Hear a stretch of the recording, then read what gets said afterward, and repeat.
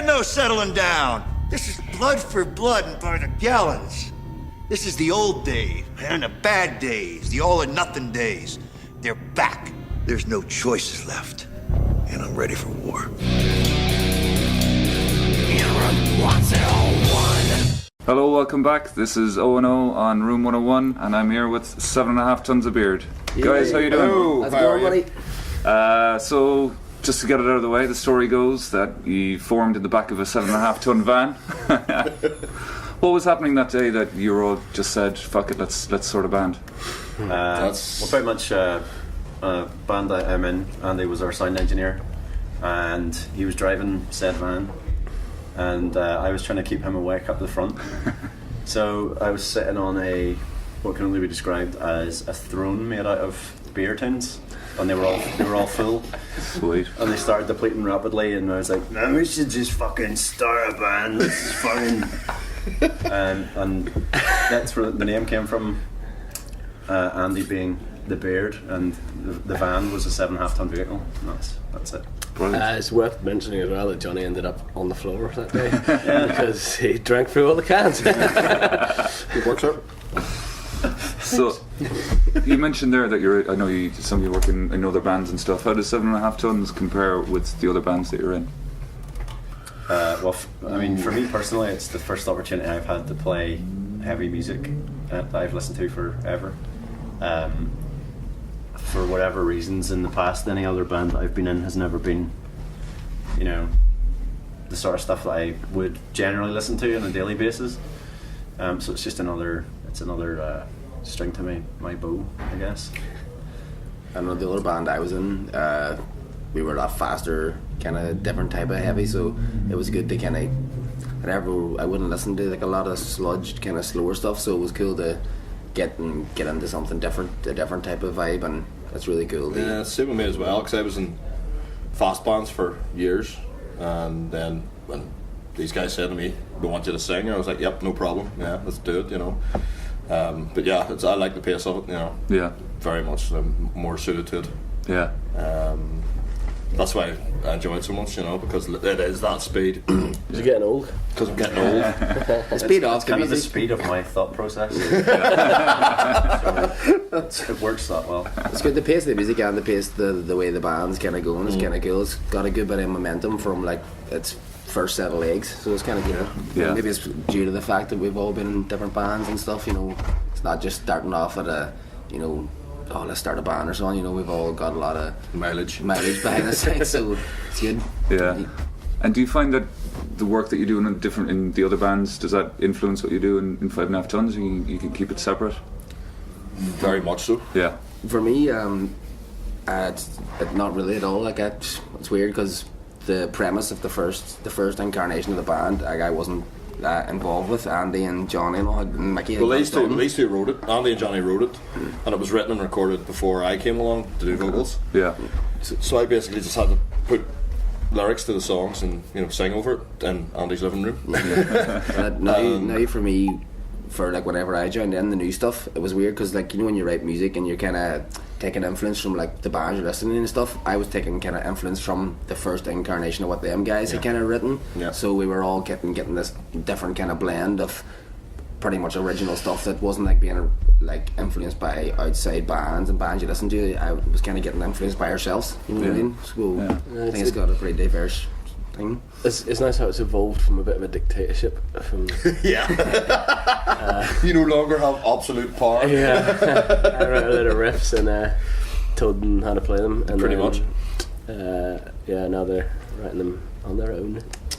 Mommy, wow. So you mentioned there about the album, so let's talk about Deny the Basics. You released it last year? Yeah. 2013, February the 7th. Yeah. That's good memory. We've only played fucking 6 gigs. Yeah. No, but it was recorded for nearly a year before we released it. Maybe more. Yeah. But I know you've been working on it for a long time before we finally put it out. It was summer 2012 when I did the vocals on it. So the demos were awful. Like MIDI drums and. But It was enough though. It was Yeah, enough to enough give to the do. lads the idea. Like, Yeah. I mean, pretty much. Andy was like, "Do you think we can do this live?" And I was like, "Yeah, I'll ask a couple of boys that I know," and kind of introduced everybody. Well, not everybody, sorry, but Andy to the rest of the lads that he hadn't really, maybe I'd seen before but not really hung out with. And it was just a good fit on a personal level, so that made it real easy to practice those songs together. And then, like Blaine was saying, just using that experience for him and for now Rory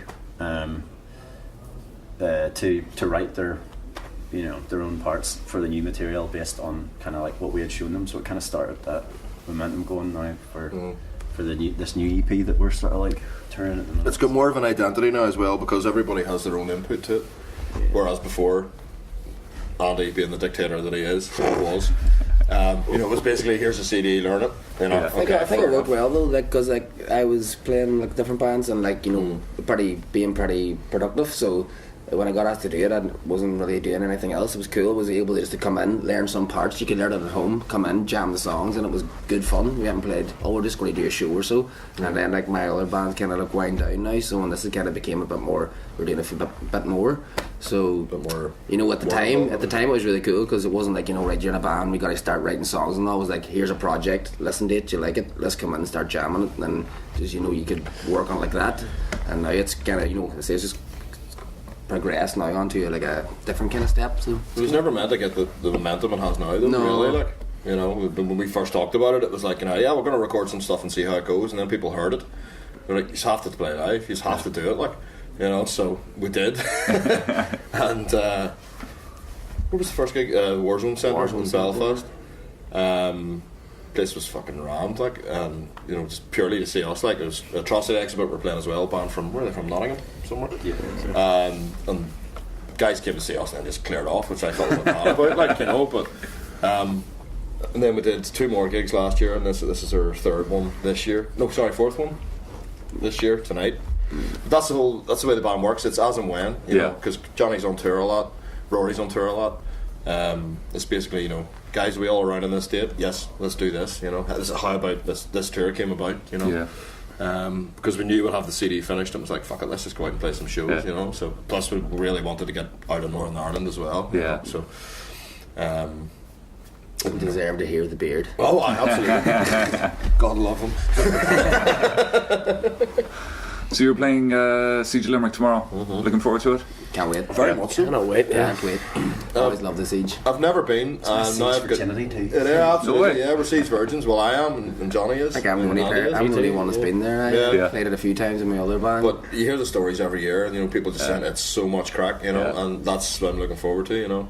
I think for a metal band in Ireland, it's pretty much up there with some of the best shows you can play. I think Definitely, yeah. But there's been so many other metal festivals, I feel like, in Ireland that have lasted 1 year or 2 years and they've went to shit because nobody goes. But for some reason, the Siege, there's buses coming from everywhere to it.